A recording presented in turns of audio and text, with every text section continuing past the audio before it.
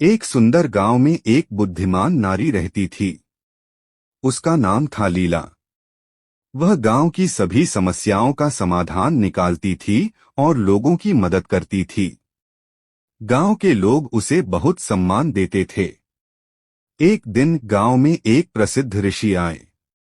उनका नाम था आनंद। ऋषि ने गांव में शांति और प्रसन्नता देखकर लीला की प्रशंसा की। उन्होंने कहा, हे लीला, तुमने इस गांव को बहुत खुशहाल बनाया है। तुम्हारी बुद्धि और करुणा से लोग बहुत लाभान्वित हुए हैं। लीला ने विनम्रता से कहा, महात्मा, यह मेरा कोई विशेष गुण नहीं है। मैंने भी जीवन में बहुत संघर्ष किया है। मैंने देखा है कि दुख और सुख जीवन का हिस्सा है। हमें इन दोनों का सामना करने की शक्ति होनी चाहिए। ऋषि ने कहा, तुम्हारी बात सही है लीला। जीवन में उतार चढ़ाव आते रहते हैं। महत्वपूर्ण यह है कि हम इन परिस्थितियों से कैसे निपटते हैं। हमें धैर्य और शांति बनाए रखनी चाहिए। लीला ने पूछा, महात्मा, आप जीवन में क्या सीखे हैं? ऋषि ने मुस्कुराते हुए कहा, मैंने सीखा है कि क्रोध और लोभ मन को अंधा बना देते हैं। हमें इनसे दूर रहना चाहिए। हमें दूसरों की मदद करनी चाहिए और हमेशा सत्य का मार्ग अपनाना चाहिए। लीला ने कहा, महात्मा, आपकी बातें बहुत सार्थक हैं।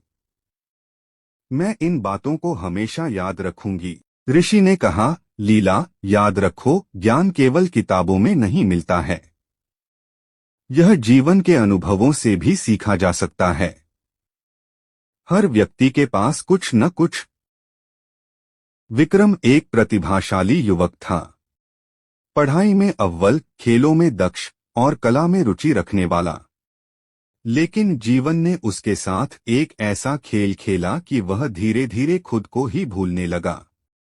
सब कुछ एक दिन में ही बदल गया। एक सड़क दुर्घटना ने उसके माता पिता को छीन लिया। अकेलापन उसे घेरने लगा। घर जो कभी खुशियों का घर था, अब एक खालीपन सा लगने लगा। दोस्तों के साथ खेलने का मन नहीं करता था। पढ़ाई में मन नहीं लगता था। दुनिया से कटने लगा। दिन भर अपने कमरे में बंद रहता। खिड़की से बाहर झांकता, लेकिन दुनिया धुंधली सी दिखती। लोग आते जाते, हंसते खेलते, लेकिन उसके लिए सब कुछ बेजान सा लगता। खाने पीने में भी रुचि नहीं रही। शरीर दुर्बल होता जा रहा था। एक दिन उसके पड़ोसी ने उसे देखा। उनकी चिंता बढ़ गई। उन्होंने समझाया, विक्रम, इस तरह से जीवन व्यर्थ नहीं जाएगा। तुम्हारे माता पिता भी यही चाहते होंगे कि तुम खुश रहो। विक्रम ने सिर झुका लिया। उसे पता था कि वह गलत कर रहा है, लेकिन खुद को संभाल नहीं पा रहा था।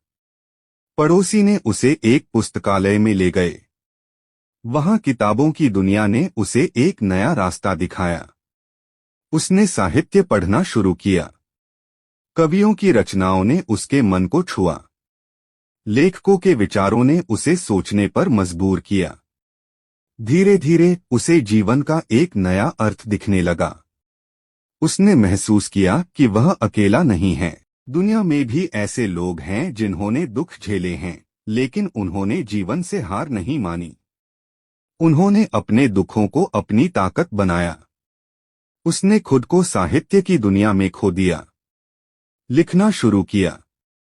अपने दुखों को शब्दों में ढालने लगा। धीरे धीरे उसके अंदर एक नई ऊर्जा का संचार हुआ। उसने सोचा, मेरे माता पिता चाहते होंगे कि मैं कुछ करूं। मैं अपने जीवन को सार्थक बनाऊं। उसने एक साहित्यिक संस्था बनाई। युवाओं को लेखन के लिए प्रोत्साहित किया। उनकी प्रतिभा को निखारा।